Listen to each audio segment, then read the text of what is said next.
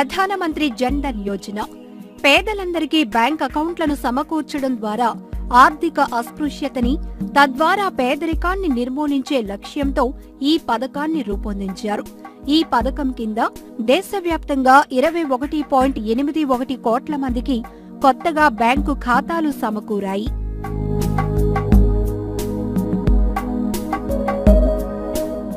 ప్రధానమంత్రి సురక్ష బీమా యోజన ఏడాదికి 12 రూపాయల ప్రీమియంతో 2 లక్షల రూపాయల ప్రమాద బీమా కల్పించేందుకు ఉద్దేశించిన ఈ పథకం కింద ఇప్పటి వరకు 9.43 కోట్ల మందికి బీమా సౌకర్యం కల్పించడం జరిగింది.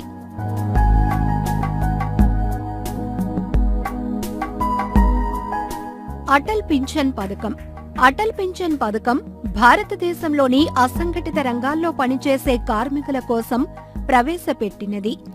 ఏపీవై కింద ఖచ్చితమైన కనీస పింఛన్ 60 ఏళ్ల నుంచి ఖాతాదారులు చెల్లించిన మొత్తాన్ని అనుసరించి ఇస్తారు. ఇప్పటికే 26 లక్షల మంది ఇందులో నమోదు చేసుకున్నారు.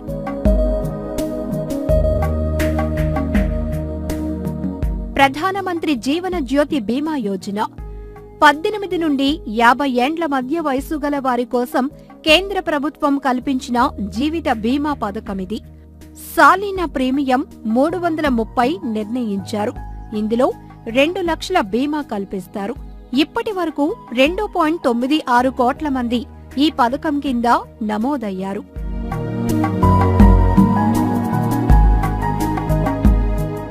సుకన్య సమృద్ధి యోజన సమాజంలో ఆడపిల్లలకు సమాన అవకాశాలు, ఉద్యోగాలు, ఉన్నతమైన చదువు అందించాలని, భ్రూణ హత్యలను అరికట్టేందుకు కేంద్ర ప్రభుత్వం దృష్టి సారించింది.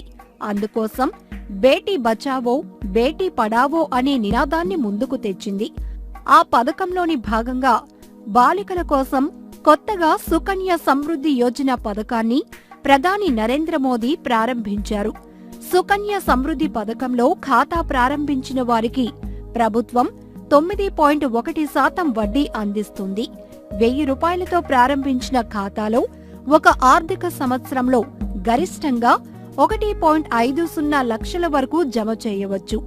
నెలకు 1000 చొప్పున 14 ఏళ్లు చేస్తే 21 ఏళ్ల తర్వాత 6,07,128 రూపాయలు వస్తాయి. ఈ పథకం కింద 91 లక్షల ఖాతాలు ఇప్పటికే నమోదయ్యాయి.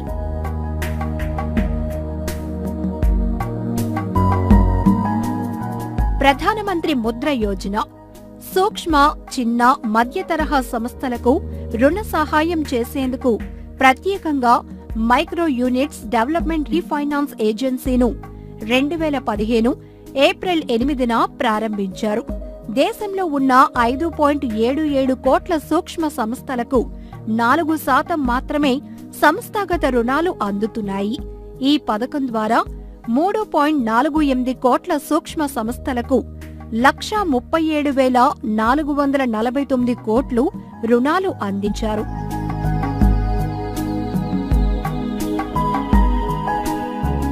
దీన్ దయాళ్ ఉపాధ్యాయ గ్రామీణ్ కౌశల్య యోజన.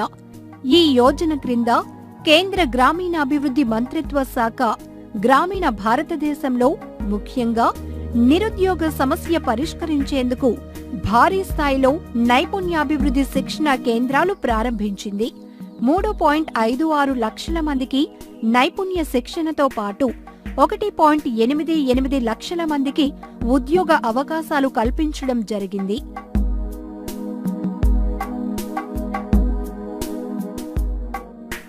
దీన్ దయాళ్ ఉపాధ్యాయ అంత్యోదయ యోజన పథకం యువతలో నైపుణ్యాలను మెరుగుపరచడం ద్వారా జీవనోపాధి అవకాశాలను పెంచి తద్వారా పట్టణ మరియు గ్రామీణ ప్రాంతాలలోని పేదలను పైకి తేవటం ఈ పథకం యొక్క ముఖ్య లక్ష్యం.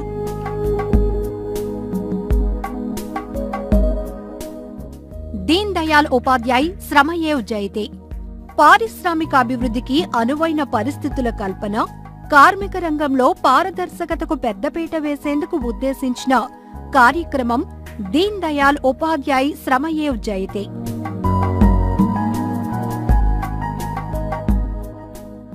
సాంసద్ ఆదర్శ గ్రామ యోజన లోక్సభ, రాజ్యసభల సభ్యులు తమ నియోజకవర్గ పరిధిలో తలో గ్రామం దత్తత తీసుకుని ఆదర్శవంతంగా రూపొందించే పథకం సాంసద్ ఆదర్శ గ్రామ యోజన.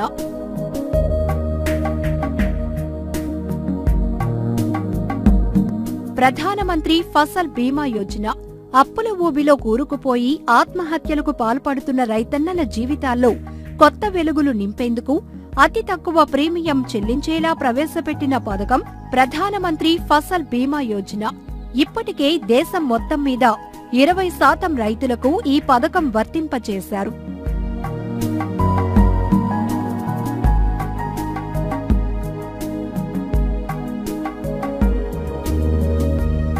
కృషి సించాయ యోజన.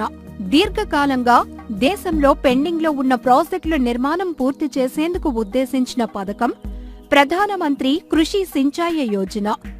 28.5 లక్షల హెక్టార్ల భూమిని సాగులోనికి తీసుకురావటమే కాకుండా 89 ప్రాజెక్టులకు పథకం వర్తింపు.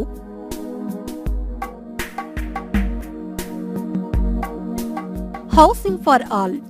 పట్టణ పేదలకు నివాసాలు ఏర్పాటు చేసేందుకు ఉద్దేశించిన పథకం హౌసింగ్ ఫర్ ఆల్. ఇళ్లన్నీ రాష్ట్ర ప్రభుత్వమే నిర్మిస్తుంది.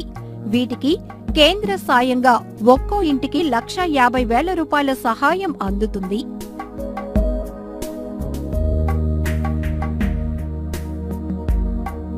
Make in India.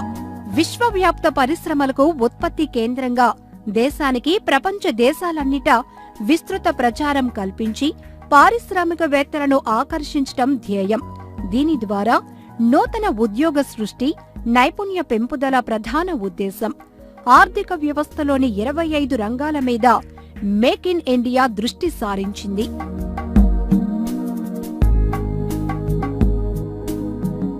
Swachh Bharat. పరిశుభ్ర Bharat దిశగా దేశం తొలి అడుగు వేసింది. జాతిపిత జయంతి రోజు ఆయన స్వప్నం క్లీన్ ఇండియాకు భారత ప్రధాని నరేంద్ర మోదీ శ్రీకారం చుట్టారు. అదే స్వచ్ఛ భారత్. ఇందులో భాగంగా 1.92 కోట్ల మరుగుదొడ్ల నిర్మాణం పూర్తయింది.